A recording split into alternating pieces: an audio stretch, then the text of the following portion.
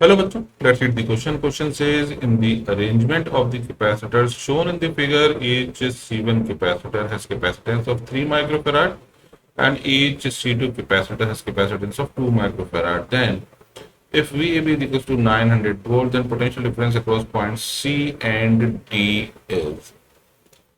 तो C और D के बीच में हमें वोल्टेज बताना है। इसको बताने के लिए हम सबसे पहले C1 को सॉल्व करेंगे। तो ये नेटवर्क हमारा सिंप्लीफाई होकर बनेगा कुछ ऐसा। सबसे पहले ये सिचुएशन बनेगी,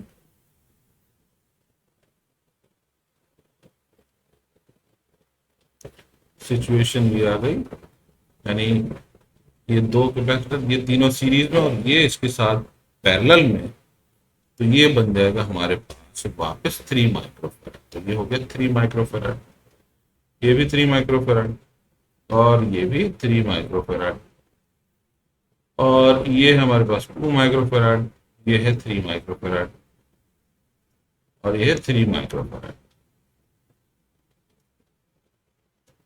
ये पॉइंट है, ये पॉइंट बी। अब हमें मालूम है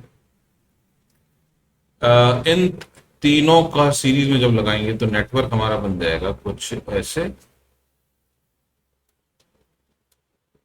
ये तीनों सीरीज में हो जाएंगे वापस 1 और 1 2 के साथ पैरेलल में हो जाएगा 3। तो हमारा जो सिस्टम है वो कुछ ऐसा बन जाएगा।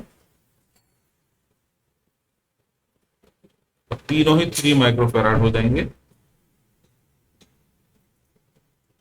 अब पोटेंशियल डिफरेंस है 900 वोल्ट, तो इसके अक्रॉस भी 300 वोल्ट होगा, इसके अक्रॉस भी 300 वोल्ट होगा और इसके अक्रॉस भी 300 वोल्ट हो जाएगा, क्योंकि तीनों ही कैपेसिटर बराबर है, सीरीज में है, तो तीनों पर पोटेंशियल डिफरेंस जो डिस्ट्रीब्यूट होगा वो इक्वल होगा।